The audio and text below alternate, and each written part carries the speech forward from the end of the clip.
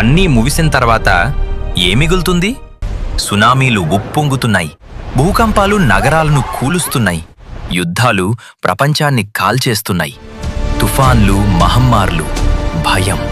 ఈ ప్రపంచం ఒక్క క్షణంలో మారిపోతుంది. ఒకరోజు నీ సంపాదన ఆగిపోతుంది, నీ పేరు మరిచిపోతారు, నీ శక్తి తగ్గిపోతుంది. అప్పుడు దేవుడు ఒక ప్రశ్న అడుగుతాడు, ఏది మిగిలింది అని. విశ్వాసము, నిరీక్షణ, ప్రేమ, ఈ మూడూ నిలిచియుండును. వాటిలో గొప్పది ప్రేమ. విశ్వాసము అర్థం కాకపోయినా దేవునిపై ఆధారపడటం. నిరీక్షణ అన్నీ కోల్పోయినా ఆశించింది పొందేంత వరకు పట్టుకుని ఉండటం.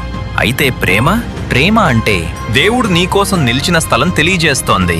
నువ్వు నలిగిపోయినప్పుడు కూడా, నువ్వు దూరమైనప్పుడు కూడా, నువ్వు పాపం చేసినప్పుడు కూడా ఆయన ప్రేమ తగ్గలేదు. అటువంటి ప్రేమ మనము కలిగి ఉండాలని దేవుడు కోరుతున్నాడు. విశ్వాసం, నిరీక్షణ, ఈ రెండు దేవుణ్ణి చూసినప్పుడు లేదా కలిసినప్పుడు వాటితో ఇంక పని ఏముంది? అయితే ప్రేమ నేడు కుమారుని ద్వారా తండ్రితో సంబంధం కలిపి అది ఆయన్ని చూసిన తర్వాత కూడా ఆయనతో జీవితం కొనసాగేలా చేస్తుంది. మరి ప్రేమ కలిగి ఉండుటకు ప్రయాసపడదామా?